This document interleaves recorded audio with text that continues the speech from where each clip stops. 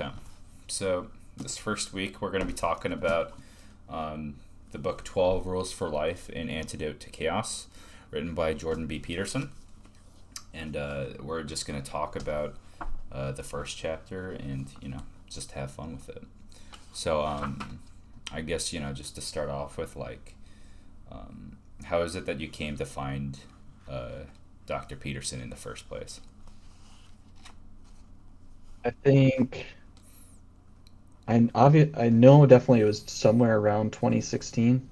You Mm. know, I think that was the first time I was like old enough for an election. So I was like starting to get into that to actually think about it.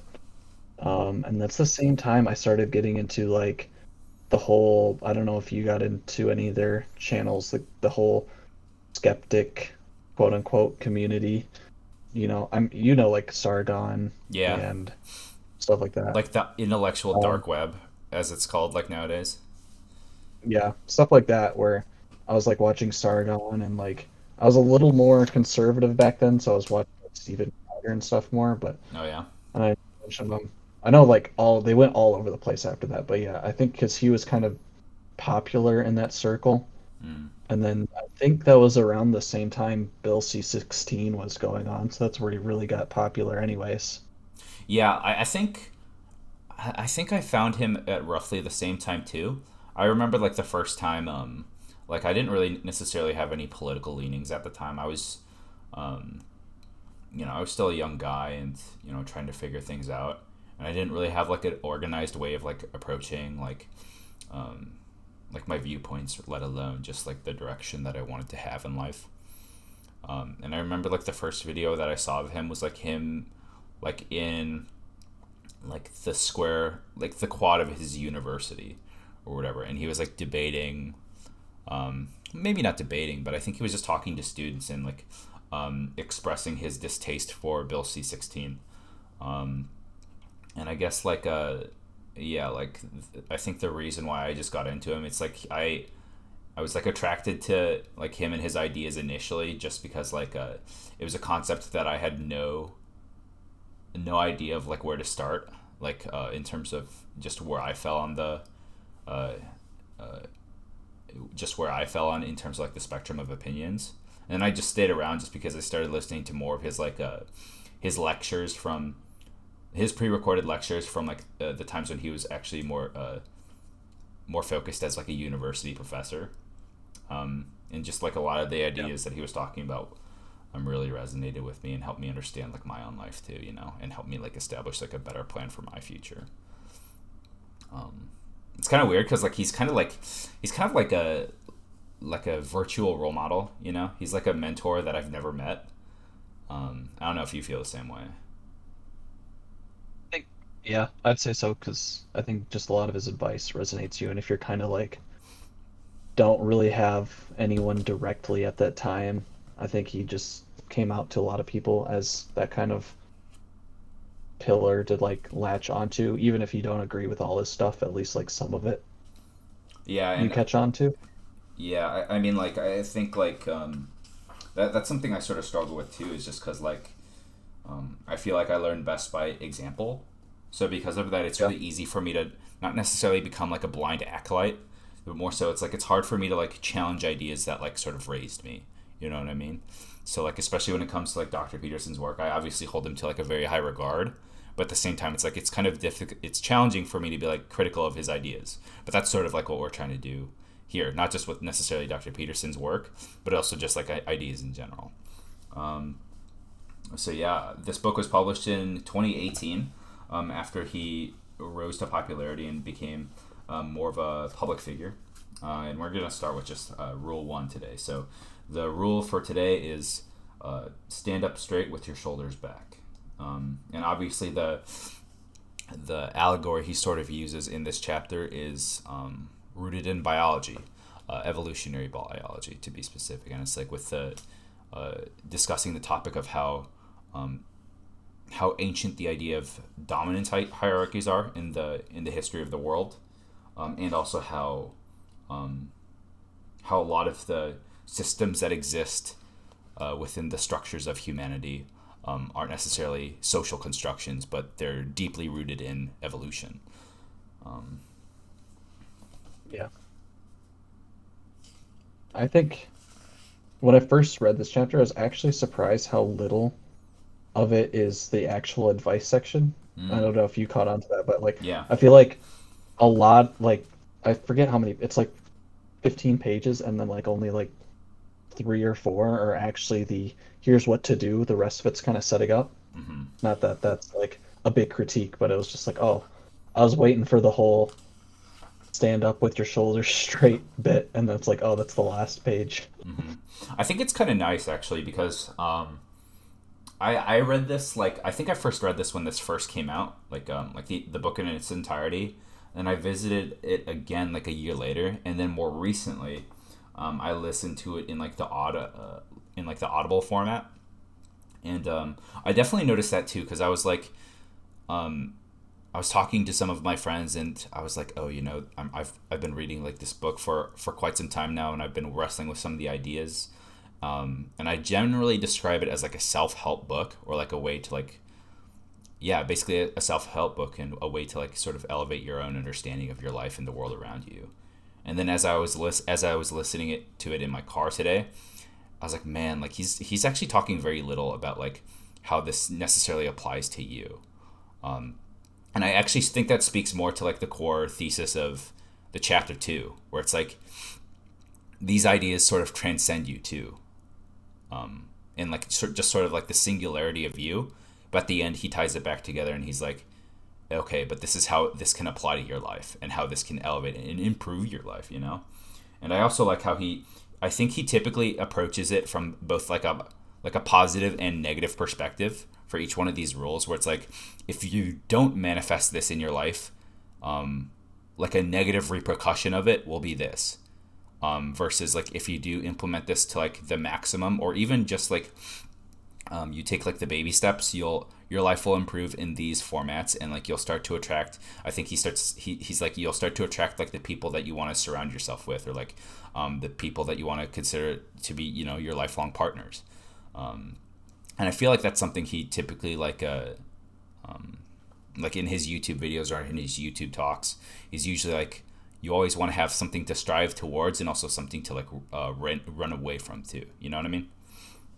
Yeah, that's why I have really there's that nice little section where he talks about how a lot of women, or I guess it was just a woman in this case, would develop agoraphobia, where it's like that kind of that self-perpetuating cycle, which I think Mm. is the core of this chapter, is Right, right. most people are stuck in a rut, and the first step to getting out of that rut is to I, I was gonna challenge you on this today and be like, is this not how is this different than just like fake it till you make it Mm. versus like, oh, this is an actual like changing of your structure? Because I think that is the core where it's like, oh, your first step is to be like, oh, you're in this rut, you're like all curled up and you're like kind of a loser. So your first step is to take the position like you're not a loser anymore or you're not at the Mm. bottom. Yeah. You want to be at the top. Yeah. It's like the idea of like which aspect of this change comes first. Yeah. I think, and this is sort of something cliche that I've sort of been trying to wrestle with too, because it's like a lot of times, like especially in my own life, where I'm trying to break out of like bad habits or like unhealthy mindsets. I'm usually always waiting for like the most opportune like moment or time where like in my life where it's like there's the least amount of crap that's just going on, so I can at least get this one thing straight, right?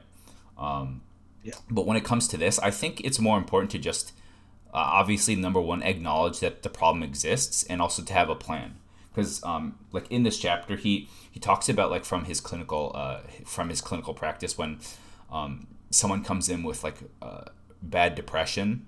One of the first things he does is to assess like the amount of sleep that they get, and then he like monitors their diet and starts to slowly and meticulously implement changes to gradually increase the amount of deliberate order that's in their immediate control.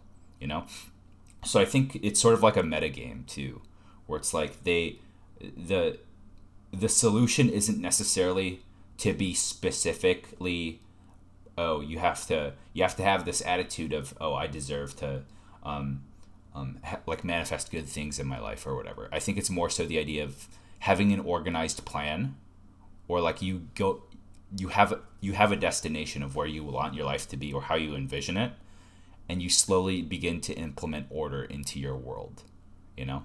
And I think that also speaks to the title of the book too, which is An Antidote to Chaos. You know, he usually starts, well, usually the approach that he takes for each one of these chapters is, let's say we have this person that's like in a particular that's in particular chaos in any domain in their life, and typically the solution is to slowly implement order in whatever way that he's historically experienced within his specifically his life or his clinical practice. You know.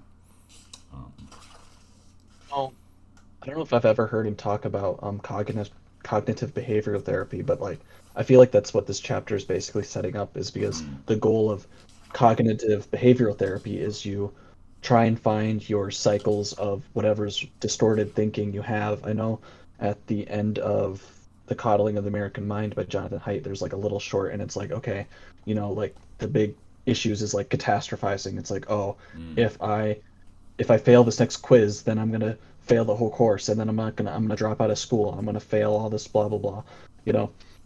okay. So it's like, oh, catching that earlier and then like switching it, and it's like that's the hard part.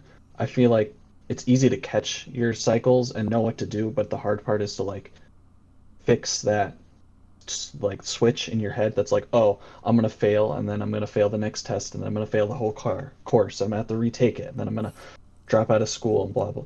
It's like that's what the kind of this essence, like very bare bones minimum, I feel like this chapter is kind of setting up is like, okay, you need to find that you're in a rut or you have these cycles, and the first step is to say, oh, I'm in this cycles in the jeez, I'm in a cycle and I need to stand up and get out of that cycle, and catch it when I'm already thinking, if that Yeah, makes sense. yeah, no, it totally does. I think, and I kind of like how you pull another source too, because I actually think he quotes, or like he pulls anecdotes from Height's works too, like later in the book. I know he definitely talks about it like in some of his like online YouTube lectures. So it's nice to see like these ideas aren't self-contained, right? Like they exist, uh, and they exist practically across like the body of other people's works too. Um, and I think like, So I think yeah, sorry, go ahead. I was gonna say, I think I was gonna say that kind of reminds me because I shared with you a YouTube video, and I watched like the first half of it and then didn't quite finish it. But I think like the two biggest critiques that I got out of that video was, is this just an appeal to it's not authority, it's appeal to natural history fallacy, I think they kept saying. So it's like, is this just an appeal to this is how it's always been, like there's always been hierarchies, blah blah whatever or whatever, and he's saying that's how it should always be and how we should always be. And I was like, is that quite true? Is this that fallacy, or is he saying something slightly different? Because what I think he's saying is hierarchies have always been around and they always will be around, and it's not like necessarily prescriptive that we should have hierarchies, but everything starts to develop a hierarchy anyway. So here's what you do within a hierarchy to start being successful within it. Mm. Yeah, it's strange because it's I feel as though the argument that you're bringing up from like this video, I didn't actually watch the video because I was on the road all day, but like I feel as though, and I'll probably watch it too, so I don't want to like butcher like the my interpretation of it, but from what I'm hearing, it sounds like our own consciousness of the existence of like these cycles in specifically the context of this chapter, this like the idea of hierarchies are self-perpetuating versus I think Peterson's approach is it's inevitable, you know. And it's like Yeah. how much of our consciousness to the existence of these hierarchies actually lends to like its eternal nature versus, oh, this is just destined to happen no matter what we do, so we might as well figure out what the hell's going on and how we can basically hijack this for ourselves and like elevate our own lives. if that makes sense. Kind of like the Stoic philosophy where it's like, oh, you just have to kind of accept fate as it Mm, happens, do what you can to improve yourself within that, but also still accepting that, you're not always going to be successful or there's things outside your control. Like, you're not going to change the whole structure of society by yourself. I mean, mm, sometimes that's important to go to, and I think that is one of the criticisms that I think I understand the best about Jordan Peterson's work is that he often focuses in on the micro level, which is good. Um, but I think that's one of the biggest criticisms that I don't see him ever addressing as well as I think he could is what about the macro mm. structures of like things like because I think he was once interviewed by he's an Australian comedian. Oh, Um, yeah, I think, and they took like a poll of, or they took questions from the audience, and there's this one woman that was talking about like, oh, we speak about the role of individual responsibility and cleaning one's own room and sort of taking care of things that are within our immediate control. But what about like greater issues with greater social consequences? So I think the example that she uses is like climate change. Is that yeah, the one that you're I think talking that about? one was yeah, I was thinking of that one too, but I think his name is Jim Jeffries. If you've seen this, it's like this really interesting clip because he says like I forget what the prompt was, but then Jordan Peterson's kind of goes with the kind of libertarian like, oh, you don't have the right to tell me who to like interact with or who I should be interacting with, and then he goes back and says like, oh, well, by that logic, we shouldn't have had civil rights legislation, and Interesting.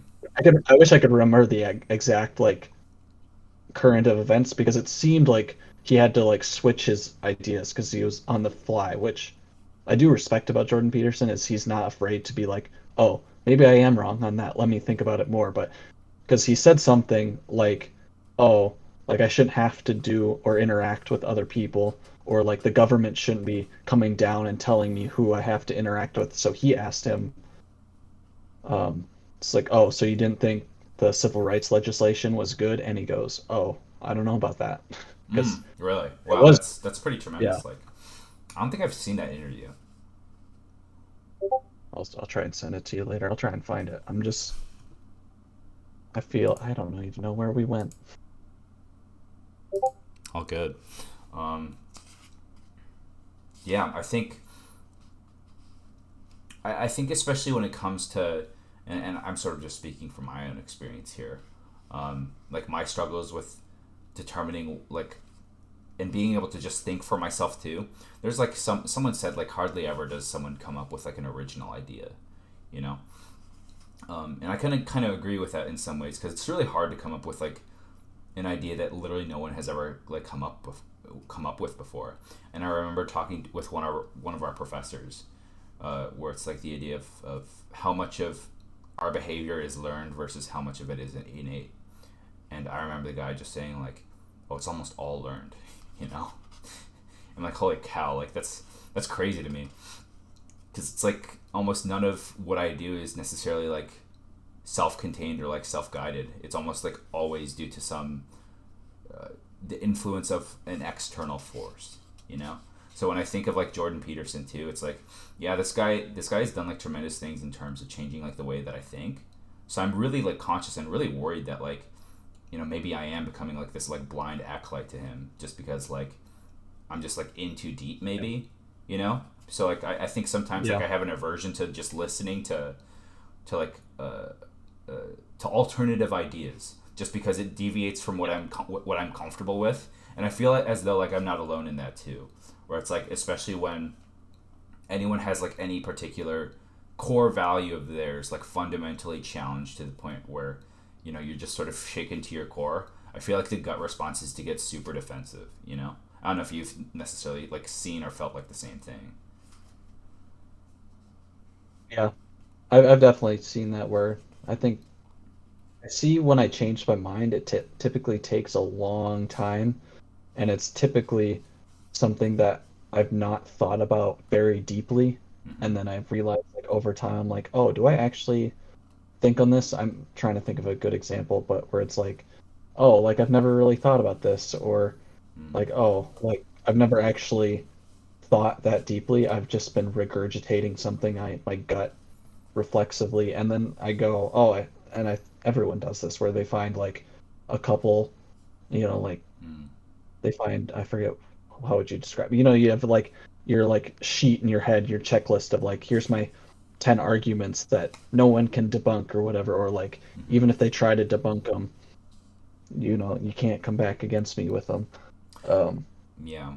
and I think you see this a lot online too, where I think because a lot of younger people are now online, like high schoolers, you see this where you see these accounts that's like, oh, I'm 15, and like you look at their history and it's like crazy the fluctuations they go through and like ideology where it's like one week they're like an anarcho-capitalist and then the next one they're like a socialist and then they're like way over here. And it's like, man, I wish there was like a way to better prepare kids and For like everyone to technological be like, literacy. yeah, Mm. yeah, just to be like, like don't just start blindly following the very first like YouTuber you think is like smart or funny because you might just think they're like cool and start believing everything they say and then you find out oh it's like oh they're like whatever a Nazi. That's actually bad. Like Yeah, uh I think it's almost like in some ways it's almost like having the talk with kids. Like I mean neither of us have kids,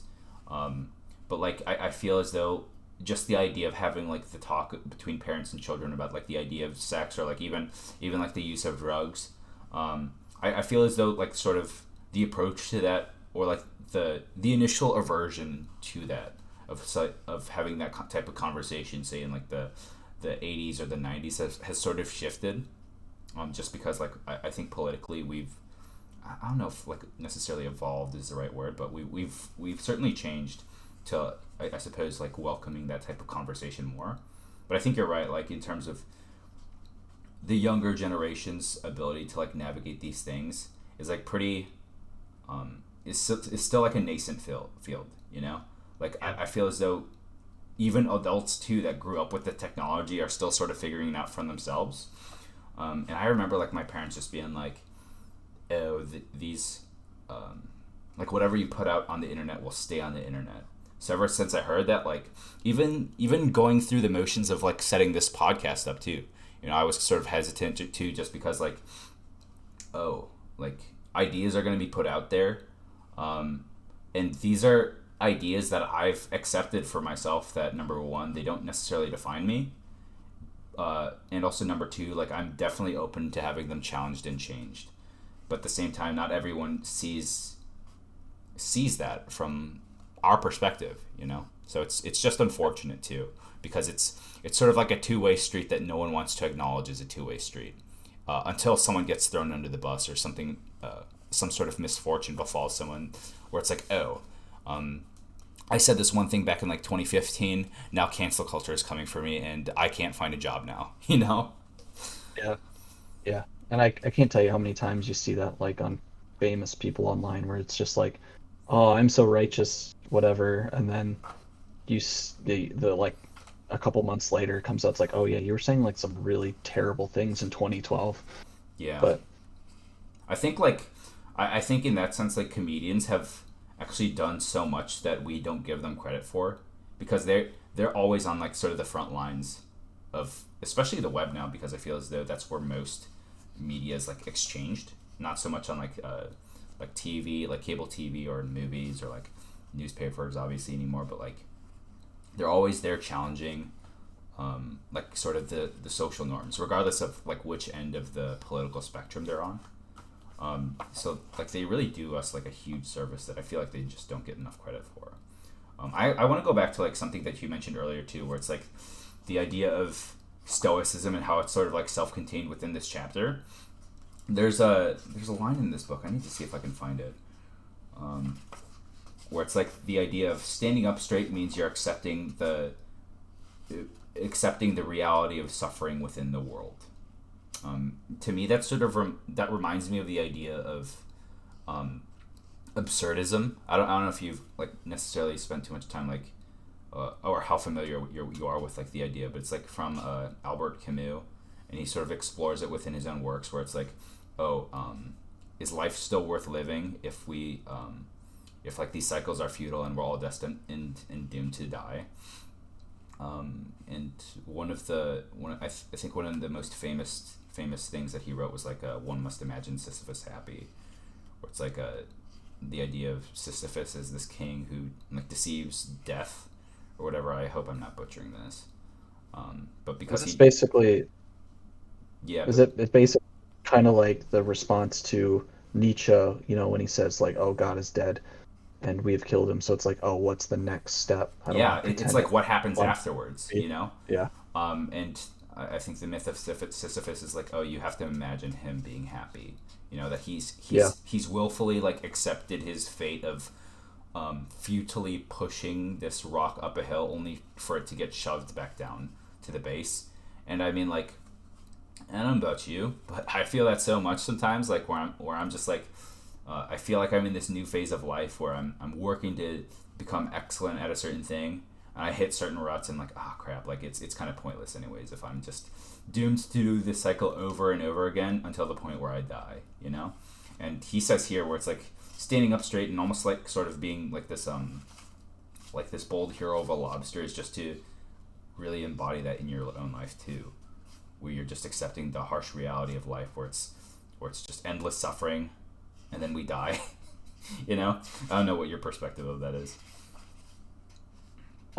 I mean, I think obviously the goal is to like decrease your suffering, but I also don't think the answer is hedonism. Mm. Um, because like I don't know, I think it's actually pretty well explored in Rick and Morty, if you've ever watched it, where like Rick is like the ultimate nihilist and he just like tries to live life to the fullest as much as possible, and then like I feel like at the end of like a bunch of episodes he's just like super depressed or like about to kill himself, and you're just like, maybe that's like not the answer. Like you need to find meaning. And I listened, it's like a podcast a few weeks ago I was listening, and they were talking about like, oh, it's like actually better in the long term. And I know Jordan Peterson talks about this too. It might actually be later in the book where in the long term it's better to find like meaning, like meaningfulness, Mm. where I forget what the Greek word was. um it's like hedonia versus eudaimonia, I think it was the other word, where it's like, yeah, a finding of meaning is better in the long term rather than finding happiness. Mm.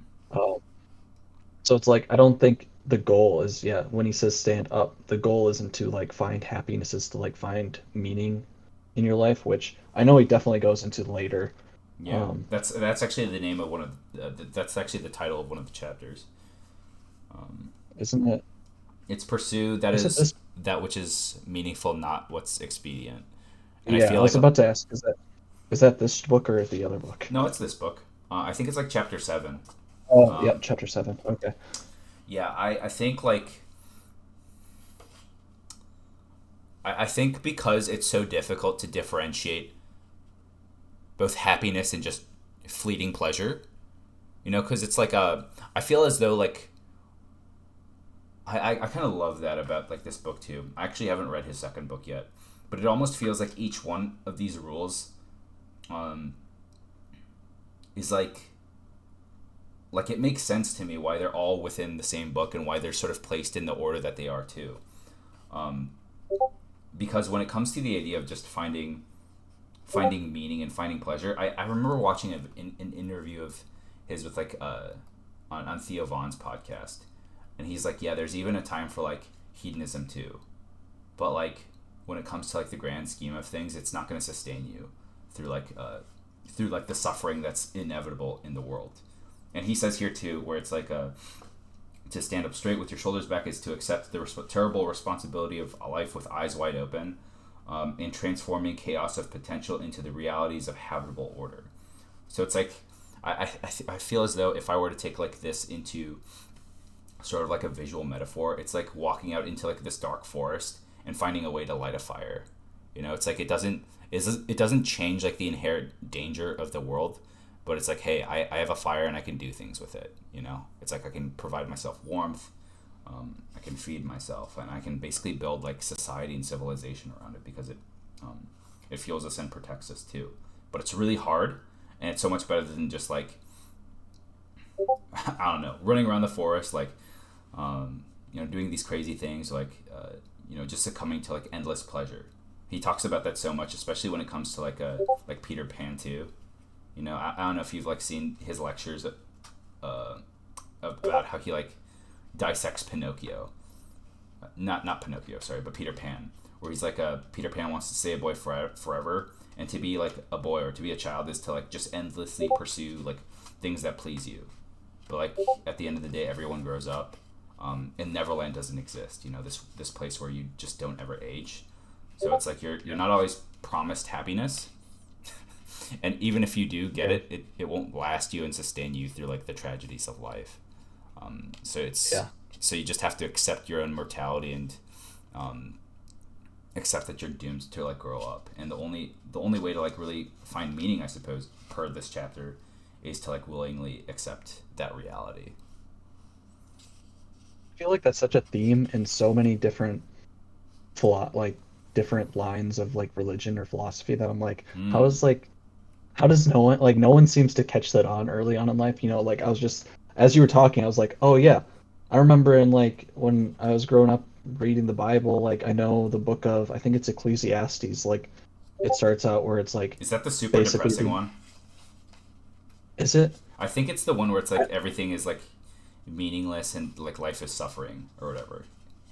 yeah, because I was just thinking like at the beginning of it, it's about a guy, and I think it's assumed it's like actually Solomon, and he goes throughout life being like, oh, at first I looked to this, and then I looked to alcoholism, and then I looked to sexual pleasure, and then I looked to riches, and then it was like basically describing him going from thing to thing, and then realizing it's like, oh, well, wisdom is the best thing to find, where it's like accepting life and like learning what the meaning of it is all in like thinking these deep thoughts, and like the same thing is for like Aristotle and like Stoic philosophy is like, oh, like you're not going to be able to get through life having pleasure. There's like a wheel is a common theme where it's like, oh, you're going to be going at the peak of the wheel, and then you're always going to have troughs, and you're not going to like get through life just trying to stay on a peak of the wheel. It's like you are going to go back down, and you're going to have to learn how to deal with that.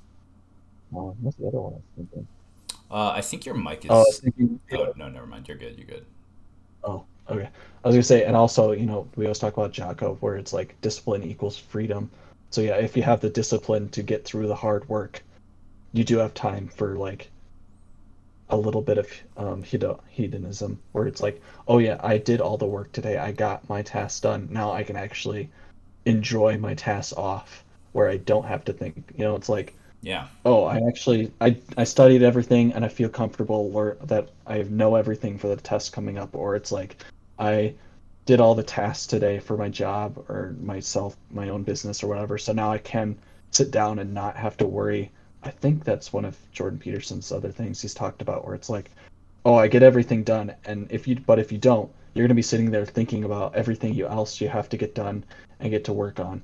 So you're not Yo. actually Yeah. gonna actually enjoy and get rest or have the time to actually enjoy the joy. You're going to be sitting there playing with your kids or whatever, like worrying about it, or you're just going to put everything off and then, Yeah. get back to that Dude, cycle. like I actually feel that so hard because like sometimes when I'm saying like um I am delaying my time studying for this particular topic before a test, um, because say I'm too tired, or I'd rather play video games, or like I'd rather go hang out with my friends, or do one of other million things that isn't taking care of that like content that I'm responsible for. You know, it's like sure it's fun in the meantime, or like as I'm doing it, but I always have in the back of my mind I have to come back to this eventually. And the worst cycles that I've ever found myself in, I've actually found this like a lot in myself a lot recently, and that's just because you know, quite simply, I lack a lot of discipline. It's like, oh yeah, like the amount of stuff that I ended up putting off, like built to this crazy, huge, insurmountable task where it's like, I feel like I just can't get it done. Or like just even just like the thought of having to go back to the things that I'm responsible for just kind of overwhelms me. And I'm just, oh, like what's the point? You know? So when it comes to being disciplined such that you can still have like time in your day to do what you want to do. That's exactly right. Jordan's like, I remember in one of his interactions with Jocko, he's also like, you don't schedule your day to become like a slave to your schedule. You schedule your day so that you can have the day that you want. And part of having the day that you want is also taking care of like your responsibilities. Are the bills getting paid? Yes. Um, did I take out the trash today? Yes.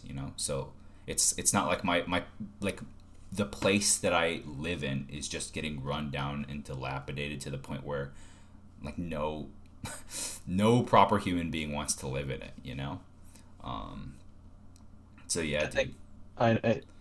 I was gonna say, which I think actually like spins back around to the whole lobster thing, where it's I was watching some YouTube video recently because I was like, oh, I'm getting into this new, stage of school or whatever. I'm starting up the semester soon. So it's like, oh, I'll watch a couple videos to get me back on track to like a real studying. And one of them was like, oh yeah, like make your bed every morning.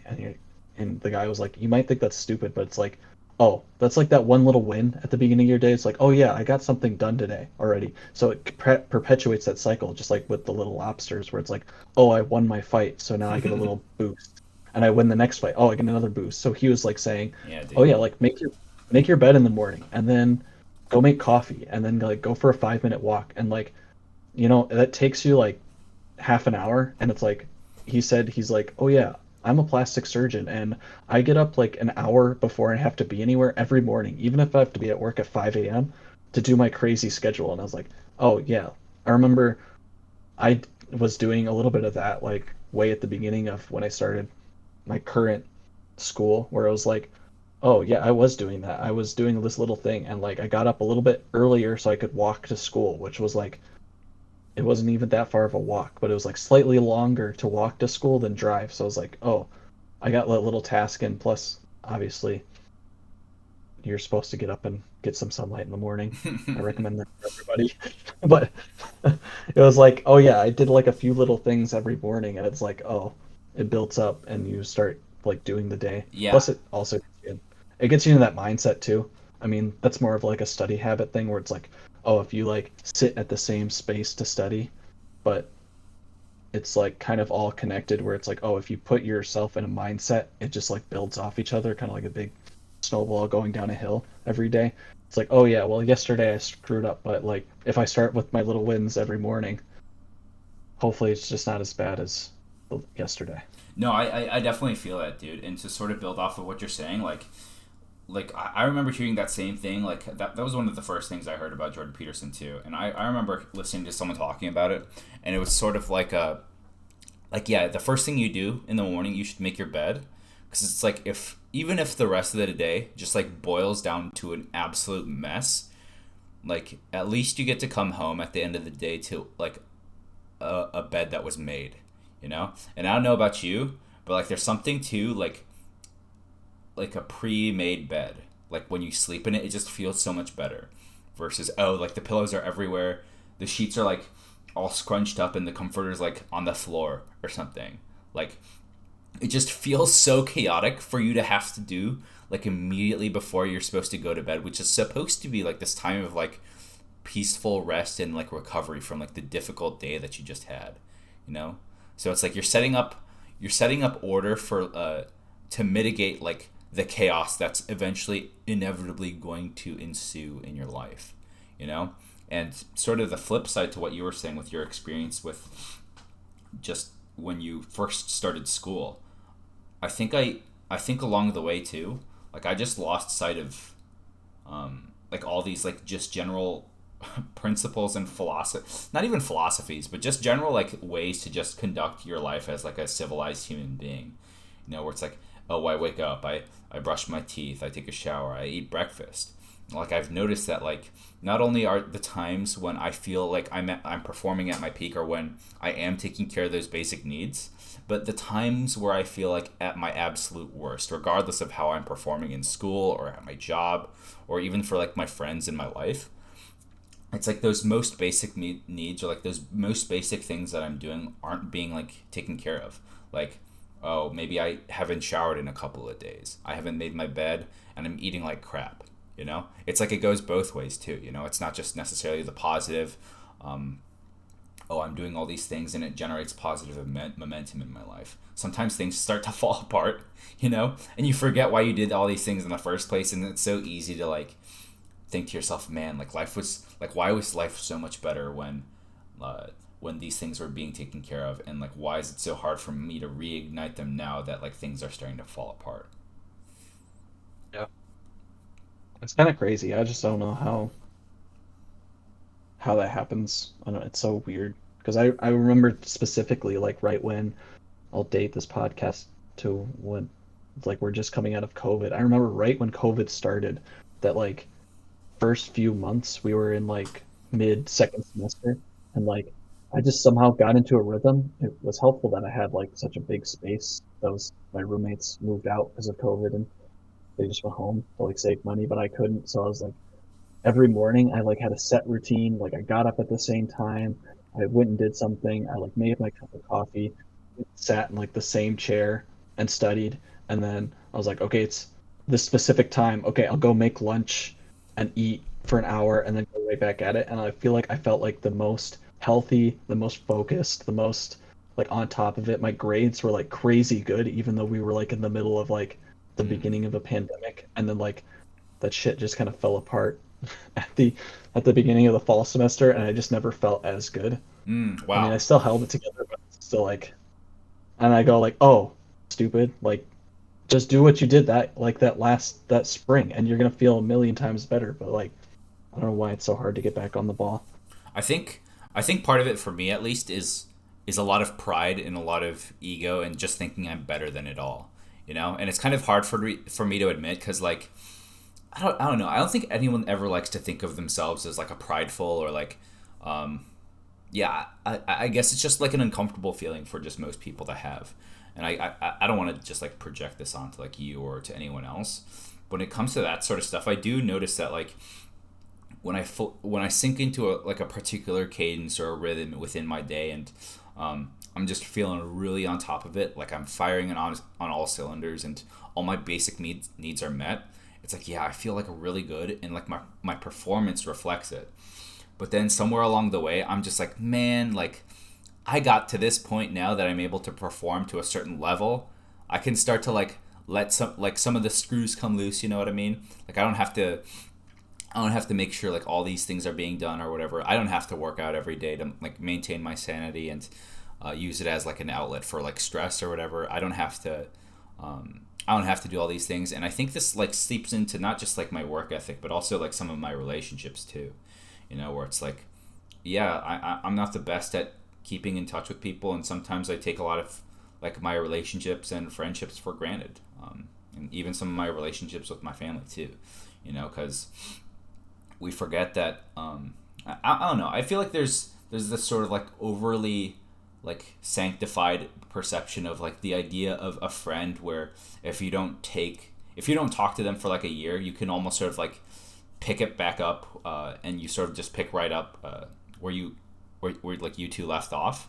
I think that's actually kind of sad to me because in some ways it's like yeah it's so amazing that you can still maintain like a connection with another person, or you're still able to be friendly with this other human being, but at the same time it's like the relationship didn't grow. Like sure, like the people as individuals grew independently, but it's also like like even cactuses need some water to grow, you know. So it's not like the relationship itself like necessarily matured. Well, maybe it can mature too Yeah, from just time off, you know. But I feel like it's so much more difficult to sort of recognize that. Um, yeah. I was gonna say it feels so much different when you're catching up versus when you're I don't know like continuing. yeah, dude. Kind of, it's like obviously you're still like catch up on everything because it's like obviously when I see people from home when you're gone for a while, it's like, oh yeah, like there's a lot to catch up on, but it's also like if I've kept that open line of communication, it's more like, oh, filling in gaps rather than like, Yeah, oh yeah, like I've learned all of this, or it's like I'm completely different. yeah. I also find that like I feel as though I'm not so much myself anymore when I go back to those things. I almost revert to like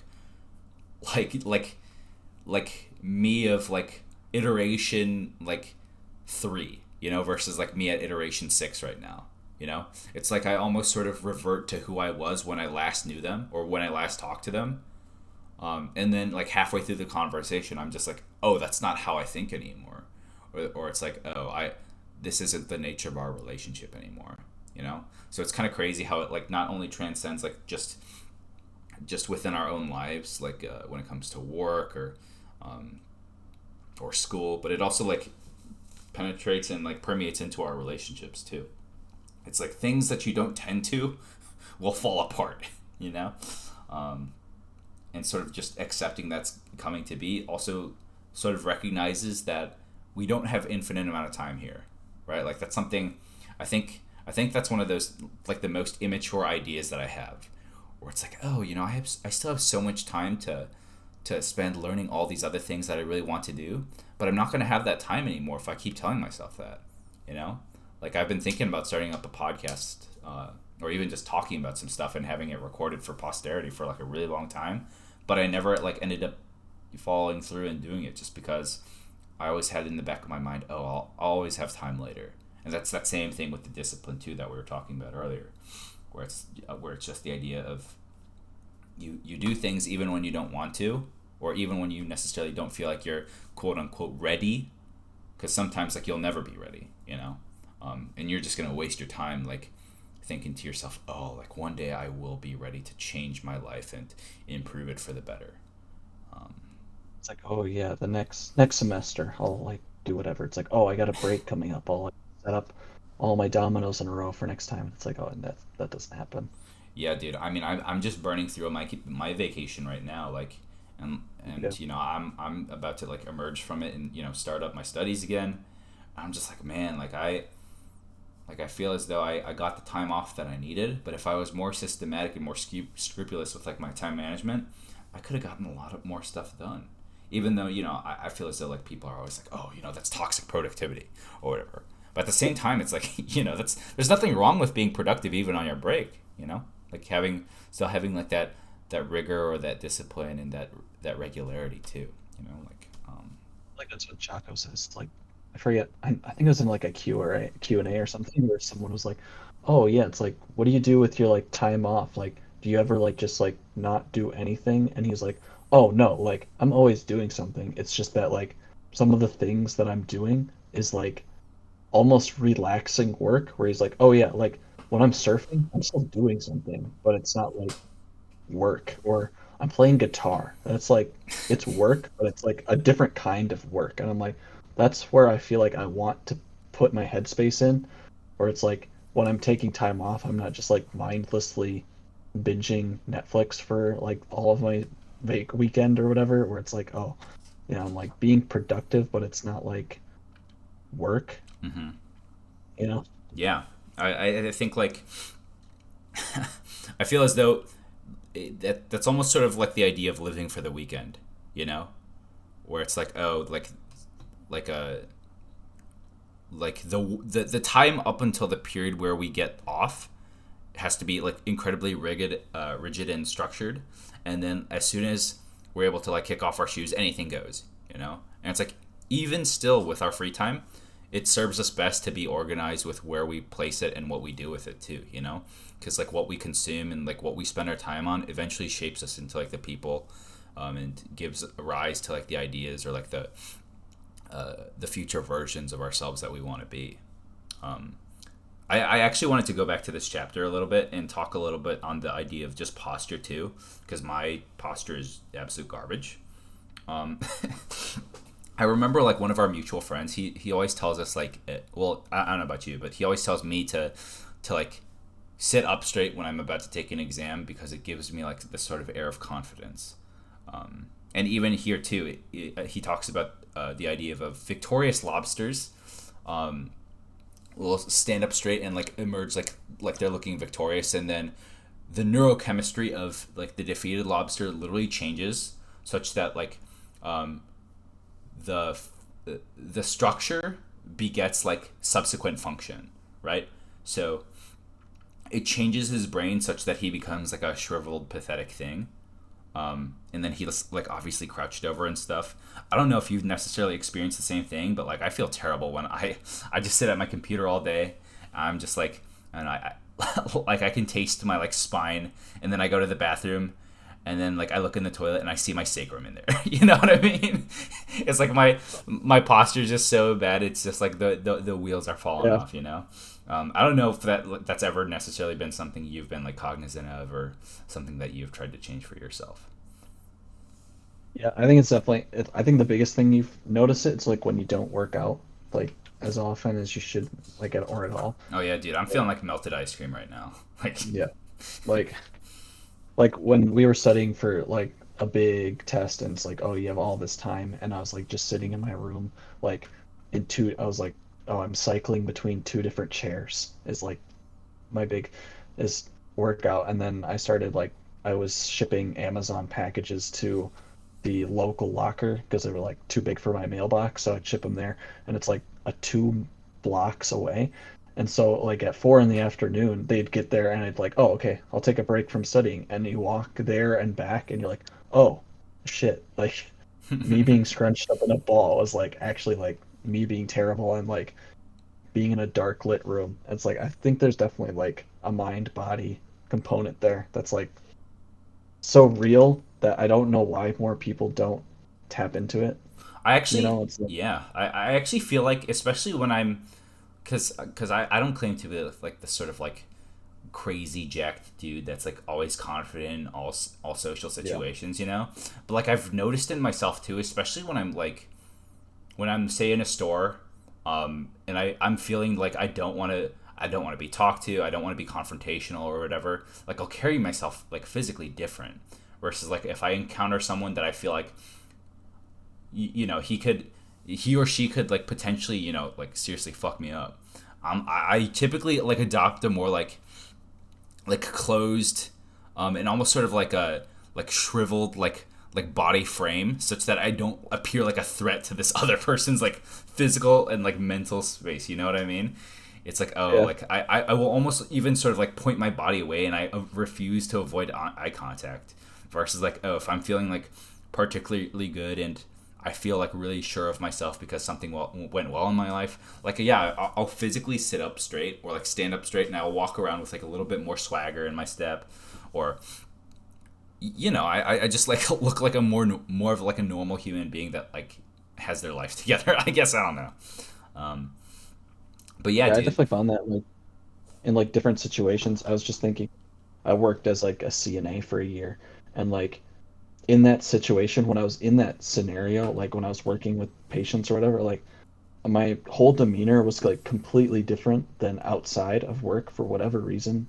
I don't know if it's either like the physical thing or it's just the situation can also make a difference. So if you set yourself up in a different scenario, it might actually be more beneficial. Because I just remember when I was like working with patients, most of the time I was like way more like had a way more upbeat like tone in my voice. I was like more of like oh yeah, it's like I was easily talking to people. I could easily like just carry a short conversation. It was like mostly small talk, but then like in other scenarios where I'm like not as comfortable for whatever reason, just like the whole thing, you're kind of more hunched over and it's like, oh, I don't know what to say. And where it's like literally just talk about the weather. Like Yeah. you can, or like some BS small talk that like I feel like I talk about all day with different people, but then as soon as I'm not in a comfortable conversation, it's like, oh, why,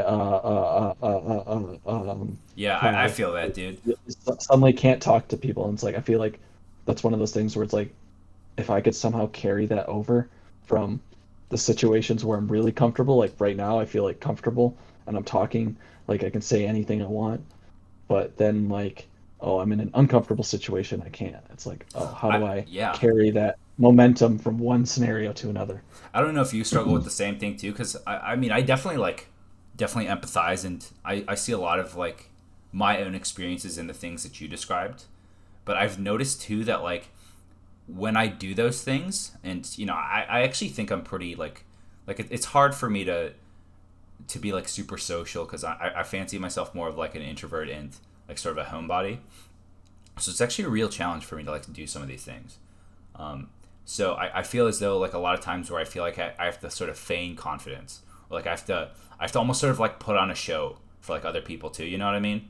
So it's like it's hard for me to just be like genuinely me sometimes. You know, and it's kind of weird because on one hand I want people to like me, but on the other hand it's like I want people to like me for me, or like I want people to I want to give people the option to like accept me for who I am rather than the person that I project to be, you know. So I feel as though like when it comes to like these sorts of things, it's kind of dangerous too in some ways because sometimes you get lost in you get caught up in the thick of things and you forget the reason why you do these things in the first place. You know, you adopt good posture not only because it's good for your health, but it also improves like your sense of internal confidence. But hey, man, like if you let it get out of control and if you let it get to your head and you start doing things for the wrong reason, you know, it's like you start to do these things because you just want people to like you, or like this idea that you've like created for yourself for other people to like basically consume. Versus, oh, now I have no idea who I am, um, you know, and I don't even like who. It's like I don't even like who I am when I'm around other people sometimes, you know, just because I forgot who I am because I spent so much time trying to be someone else for someone else too. Um, Yeah, which is what I'm trying to figure out because both you and I don't want to like say too much, but like we're both starting like a thing where we're gonna be definitely at the bottom totem pole, and it's like I'm trying to figure out how to like best make myself as confident as I can be, but also being like, oh, I'm literally here to learn in this scenario yeah. from people who are like experts on a topic, and it's like, okay, how do I be confident but also not sound like I think I know everything? Because obviously I'm already realizing I'm like, oh, I don't know anything about this topic. Like I feel like I've studied for 2 years for this moment, and it's like, oh, I still don't know Yeah, things like dude. basic things. I feel as though this is just a thing that people experience when it comes to apprenticeships. So like I Yeah, don't know if you've spent particular time watching Gordon Ramsay on YouTube. Like I waste way too no. much time on YouTube, honestly.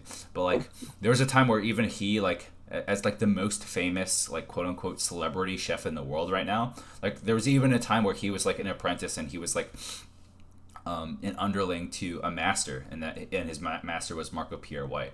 And I remember there's even a time where I mean Gordon like appears like this like tyrant who just yells people out of like the kitchen, calling them like idiot sandwiches or like donkeys or whatever. But there is even a time where his master made him cry too, and he's like, I remember he said like, "Oh, I didn't make him cry. He made himself cry."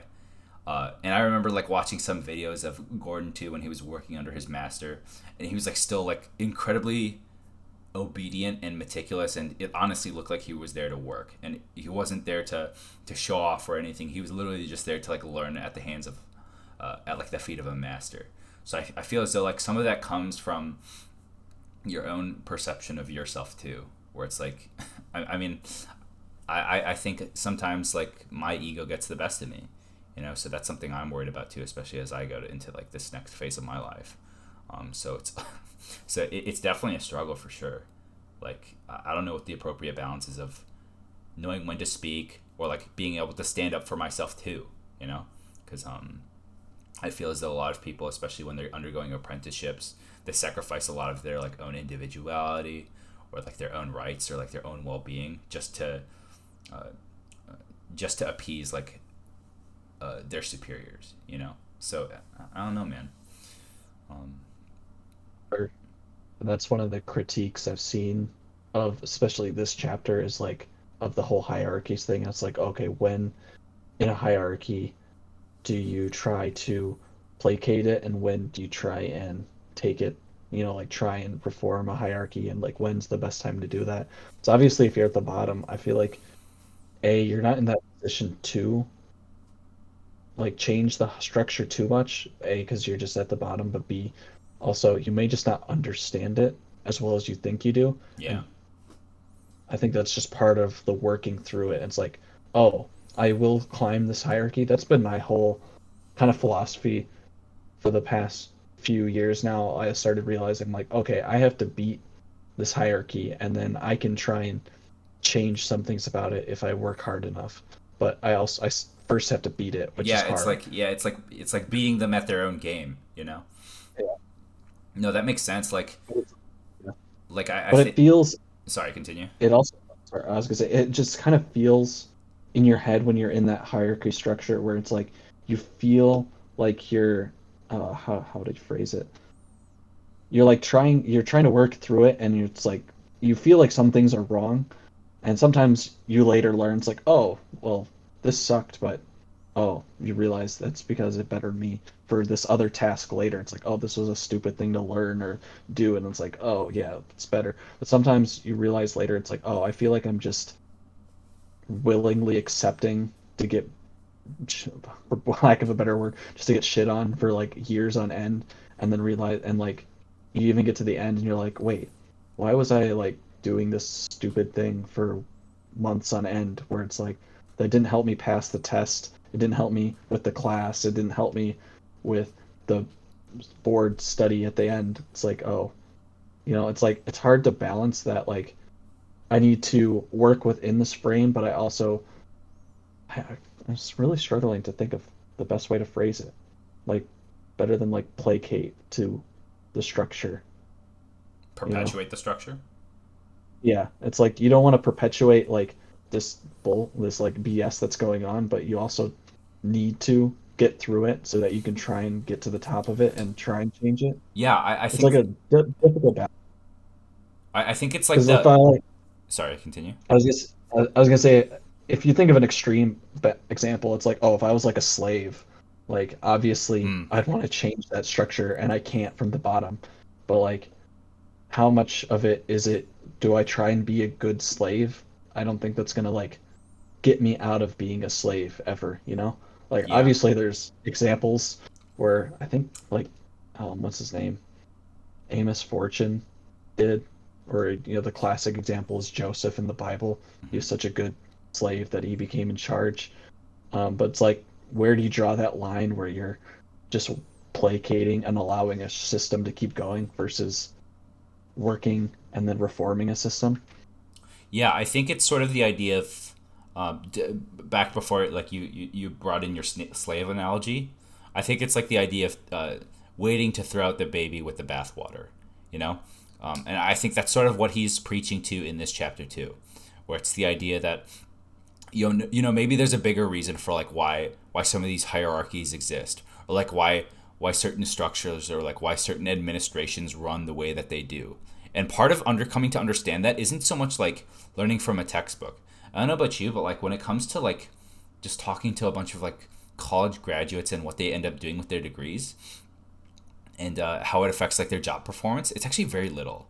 Like a lot of times they learn like their responsibilities and also just how the industry works like on the job, you know. So like sometimes it does involve like playing the game for a bit of time, and also coming to understand what are like the redeeming qualities of like this institution, and it's like also what's like the dead wood that we have to burn off and like change for the better. I think when it also comes to like the analogy of slaves too, in my mind it's like you can't speak for a cause if you're dead, you know? So it's like if you are like say a good or a bad slave, if you're a bad slave, chances are you're not going to live very long. You know what I mean? Cuz it's like why would anyone keep you around if you don't serve them any good, you know, especially if they've deemed like just like certain people fundamentally don't have the same rights as like other human beings do, you know, which is like a terrible doctrine. But when it Yeah. comes to like something like that, it's like at the end of the day, someone still has to like be around to like speak up for the cause. And unfortunately, I feel as Yeah. though some of that comes from playing the game long enough. You know, it's like the people that we like the accounts that we hear from the Holocaust or like from any sort of like Mhm. atrocious regime came from like the mouths or came from like the writings of people that had to do some pretty crazy things to like stay alive and survive for that long, you know. Sometimes it involves like sacrificing their own humanity. Sometimes it involves like doing terrible things, or like I can't speak to any of those things because I never had to like endure them or like live that experience, so I was gonna say our experience is like nothing compared to Oh yeah, that, you dude. know? I'm not even It's like, trying to like. I'm not even trying to like even claim a fraction or like a sliver of like the yeah, struggle of like any of these people that we're talking about. I mean, we're just like yeah, we're just exploring the idea, So it's yeah, like, yeah, yeah, if you can't get people behind you, or like yeah, explain like your ideas, then no one's gonna be able to do it for you. So like some yeah, of it unfortunately involves like playing the game from my perspective. yeah. And obviously easier said than done too. it's like that same idea with when it comes to like the ideas of like the Holocaust or even like this the Soviet Union. And I think Peterson talks about that too in some of his interviews online, where it's like, a lot of people don't understand like their capacity for doing terrible things too, because sometimes like when it came to like those terrible like incidents in history, people were imprisoned not at the hands of like people of a certain political regime, but at the hands of their own neighbors too. Like their own neighbors snitched them out and threw them under the bus just to save their own tails. And it's like, chances are like That comes up a lot. yeah, chances are like you or I could have been like one of those same people too. And it's like so scary to like acknowledge, because those people were also human beings, right? And there was a lot of them. Yeah. And a lot of them were just ordinary citizens. But yeah, I that's think that's hinted at. sorry, I was continue. gonna. I think that's hinted at in this chapter. I'm trying to remember. It says somewhere where it's like, oh, standing up with your shoulders straight means accepting that, like, or something about you could be horrible. I think that comes up later in the book too, which I'm sure we'll get to, where it's like accepting it's like, oh, you have the capacity for evil yourself.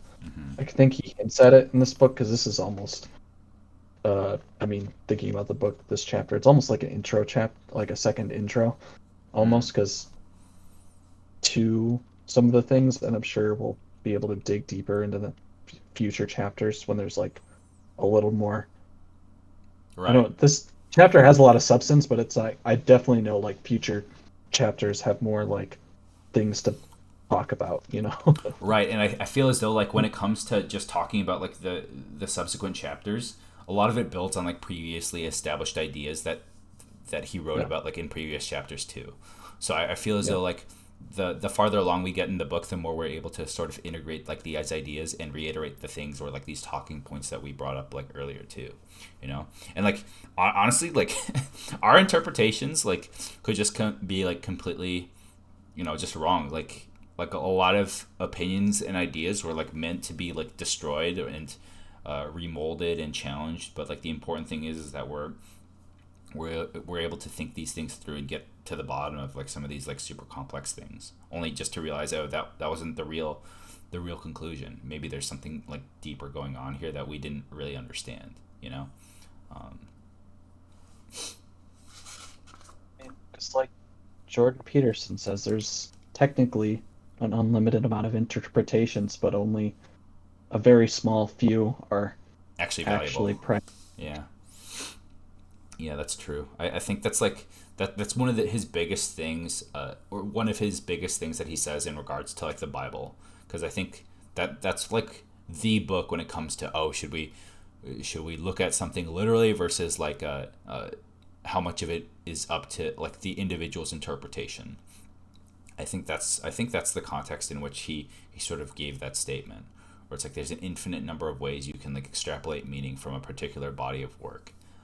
And sometimes, actually, the crazy thing too, I don't know like how much time you've spent like with like art history or like just analyzing art or like just like appreciating art, I guess. But sometimes like in my opinion, like my plebeian like peasant opinion, that doesn't matter.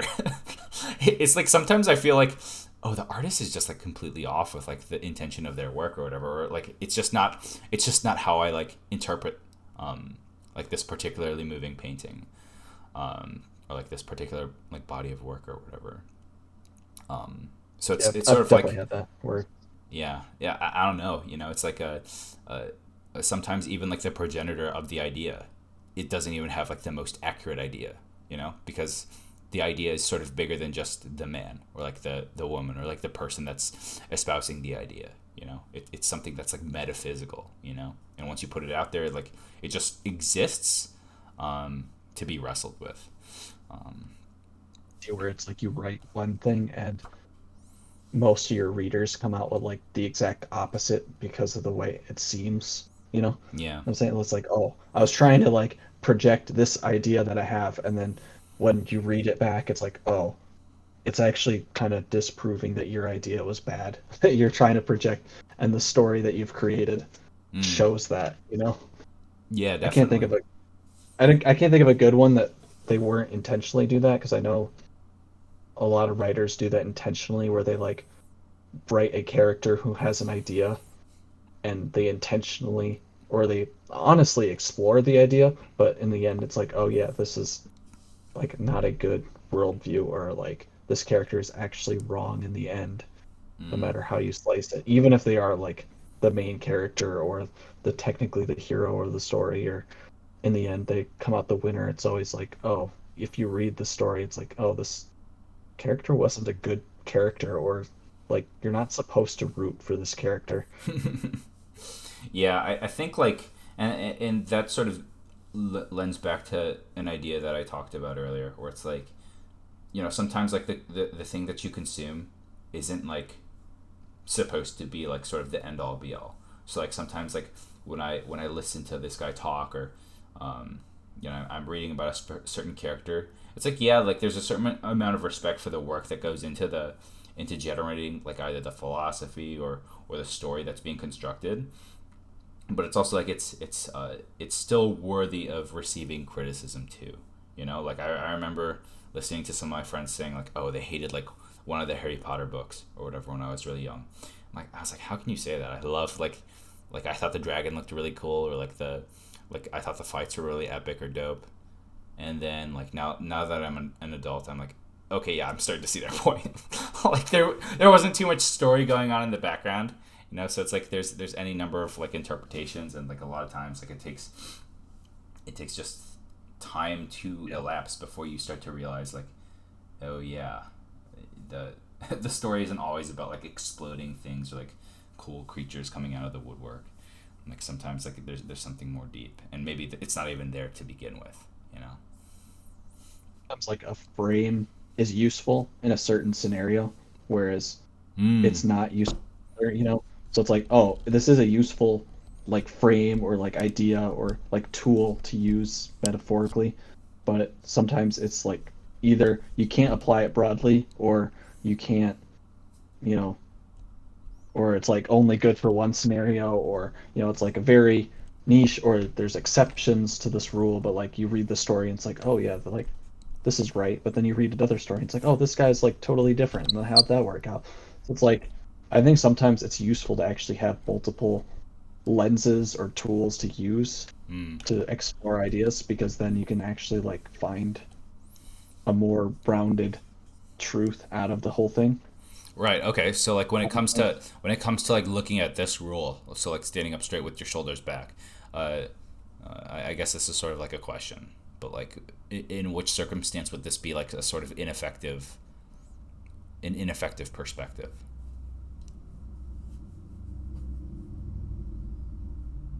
I'm trying-